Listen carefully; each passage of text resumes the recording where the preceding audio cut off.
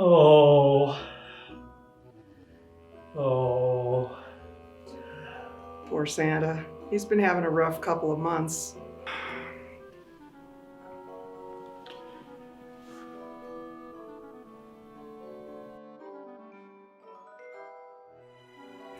He's worried that the kids won't have joy this Christmas because they're not able to get together with families and have parties and the usual things that we do because of the COVID.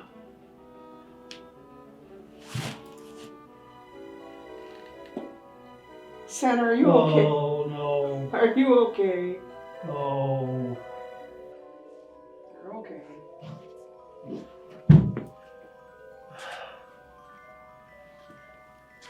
I thought I would have some of our little friends send some videos to Santa to show him where the joy of Christmas really comes from. You got some? I do. Do you remember what happened on the first Christmas? Mary was having a baby, and Jesus, because he was a baby, and he was and they couldn't find any house, so they saw a little stable and put him in a haystack. So there's Mary, and there's Bob. I forgot his name. It's kind of awkward to me because a bunch of animals just came around. It's confusing. And zoom tight. Oh, bless you. I need baby Jesus. I need him. All the wise men came, and all the gentlemen came, giving him presents. Get presents. Like there might be a new stuffy in there or a new toy. They bring baby Jesus gold, frankincense, and myrrh. And everybody was so happy because the king had come. I can be happy on Christmas because God taught everybody to love one another and take care of one another and be kind to one another. Yeah, If he wasn't born, then he wouldn't be our king. Because Jesus is in our heart. Don't be sad, Santa. Because Christmas is almost coming. Cheer up. Sing a song. No, bang, bang, bunny, bang, bang, bunny. How about that song? Jesus still loves you. Christmas isn't all about it's about family and friends, but not all about gifts and parties. It's about spending time with your friends and family and celebrating that Jesus was born. Christmas is about love. Oh, man. Merry Christmas. Did that help Santa to remind you of the true joy of Christmas? It sure did. It reminded me Jesus is the reason for Christmas. That's right. I'm feeling the Christmas spirit again. Good. Oh.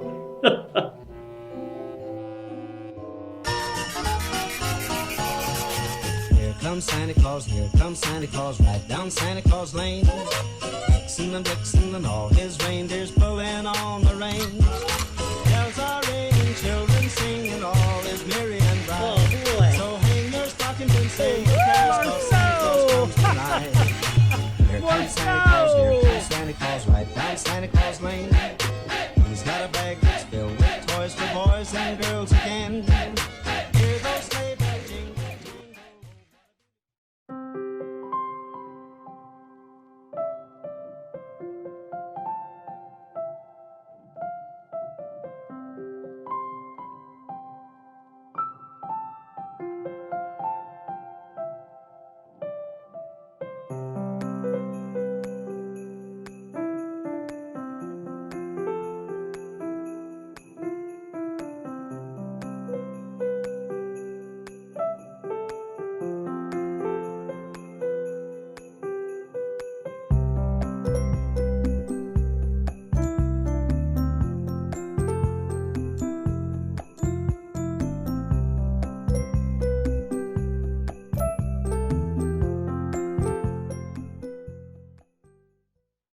My name is Matt Carlson, and it is my pleasure to welcome you as you come to celebrate Christmas Eve with us. We are really glad that you have joined us.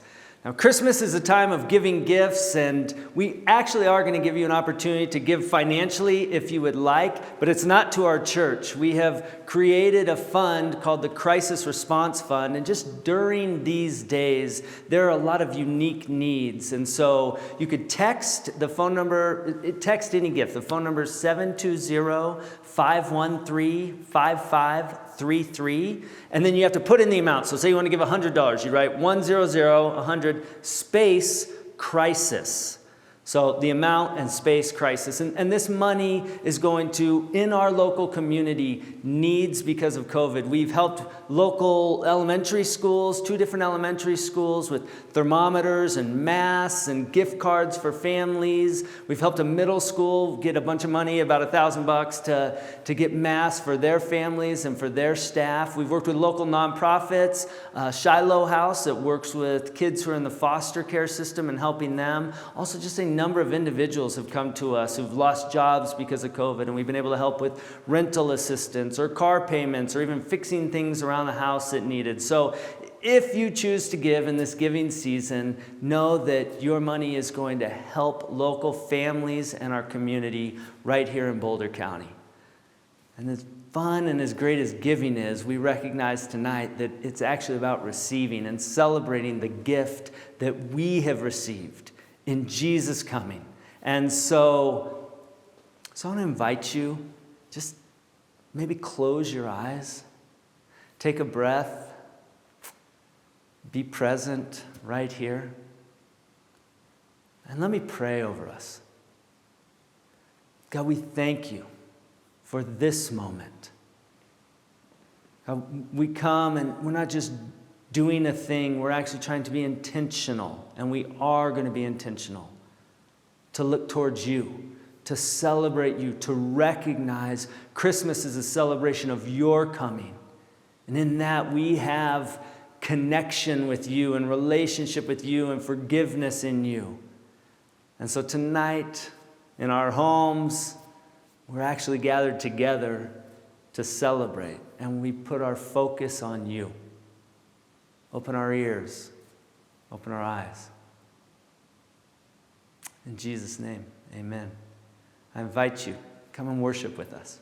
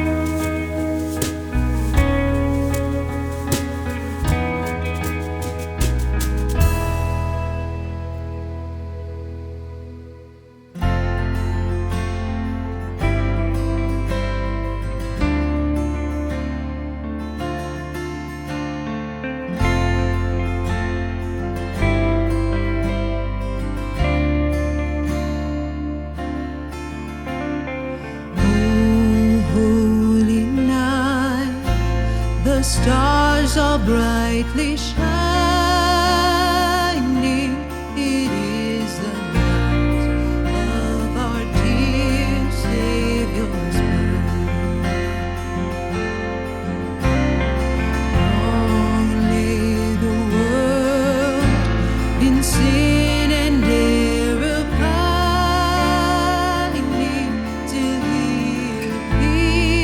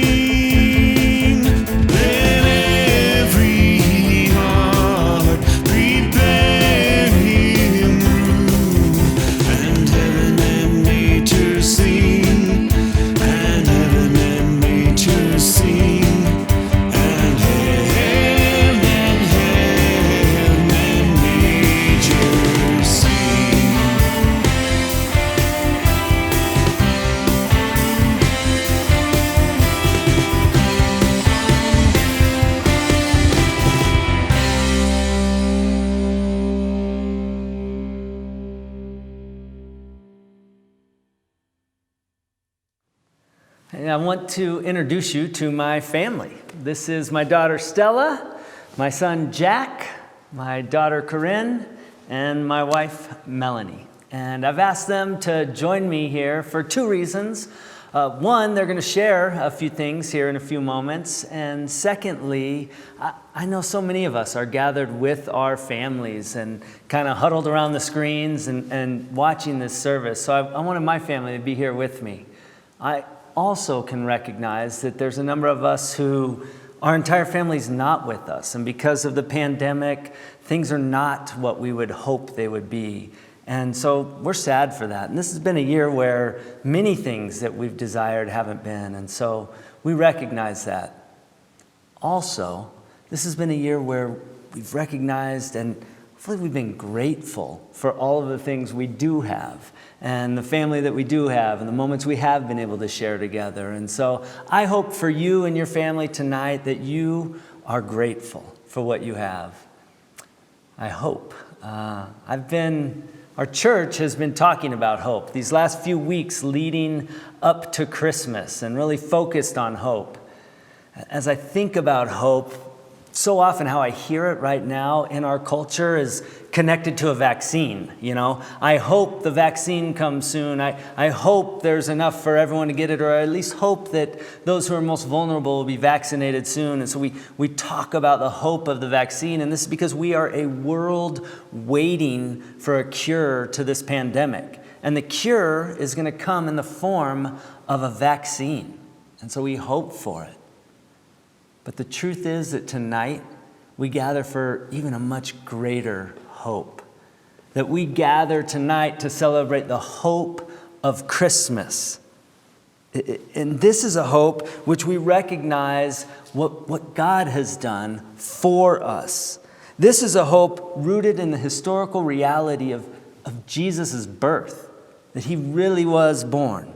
And it is the reality that God became flesh, that he made his dwelling among us, that he entered into our wild world, that God entered in.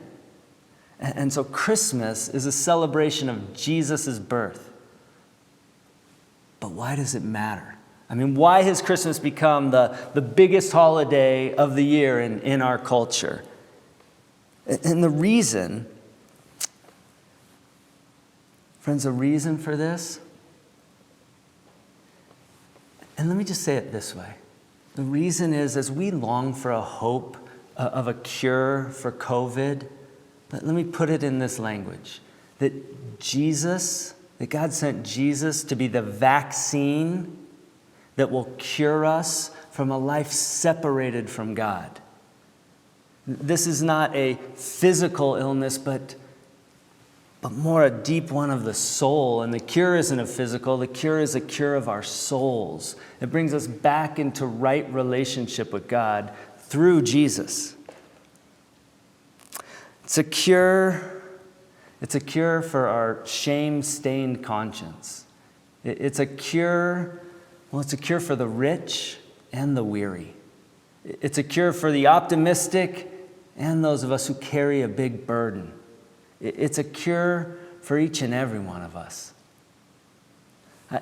Some of the most powerful words, for me, and I think this is for so many, that Jesus spoke, is he looked out onto the crowds, and he looked out and he saw all of the humanity around him, and all of their hopes and their hurts and their longings and their disappointments and their anxieties and their youthfulness and their elderliness. And he looked at them. And I can just see Jesus scanning the crowd, and he said, come to me, all who are weary and burdened, and you will find rest. Take my yoke upon you and learn from me, for I am humble and gentle of heart, and you will find rest for your souls. And those powerful words, I think, are just as prevalent today as when they were first spoken. When we live in him, friends, we do experience a rest in our souls. And the hope The hope which Jesus gives us and the hope for this rest for our souls, it's not just something that's spoken of, it's something that's experienced. For those of us, even in this time, and man, it is my hope, it is my prayer for you that you have experienced some of this rest for your soul, and is my hope that you would know him in these ways.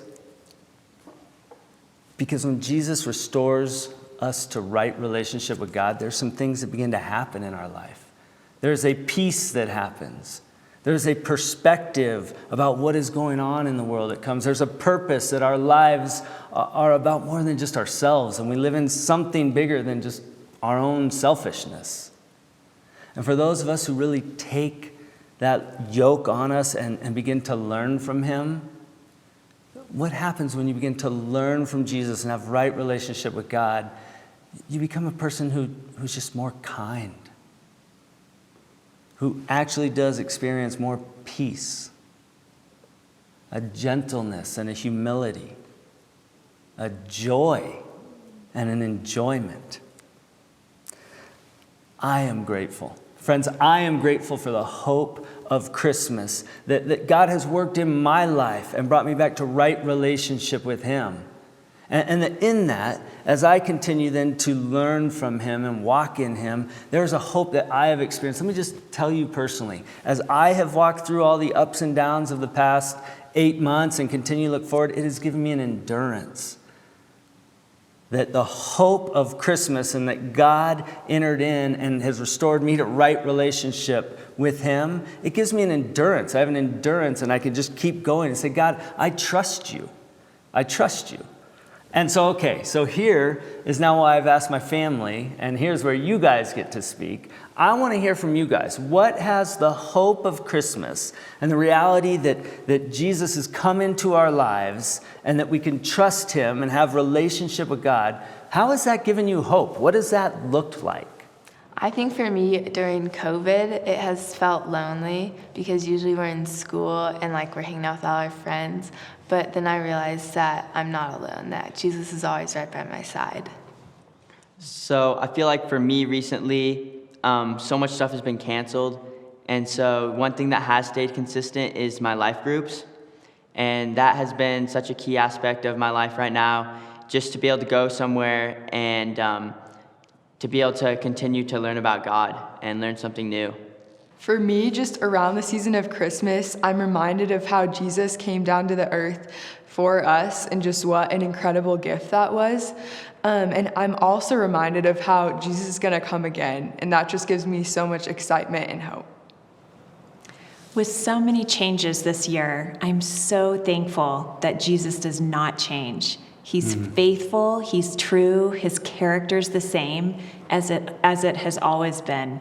So I find so much hope in that, and knowing that he is the same no matter what's changing around us. Well, those are great, you guys. I would love to invite you, maybe right after the service is over, or maybe when you sit around the dinner table or before you open presents, maybe ask your family, hey, what is the hope that you have in Jesus? What's an example of the hope that you have experienced through being in right relationship with God and being grateful that Christmas, the celebration of the birth of Jesus. So maybe do that with your family. And let me also recognize that if you did that and went around, maybe if it came to you, you'd be like, I don't know if he has given me hope, or I don't even know if I believe. And I get it. There is freedom in that. The truth is, all of us are on a journey within our faith. And also when it comes to faith, the truth is that so many of us, all of us, have some level of unfaithfulness. All of us have some level of weary or burden. But that's the beauty of the night that we celebrate, that we trust and we believe.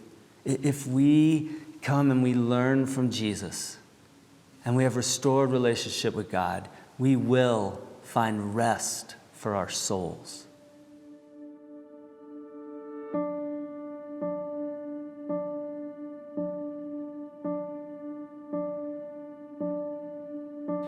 Oh, come, all you unfaithful, come, weak and unstable, come. No, you are not alone. Oh, come, barren and weary.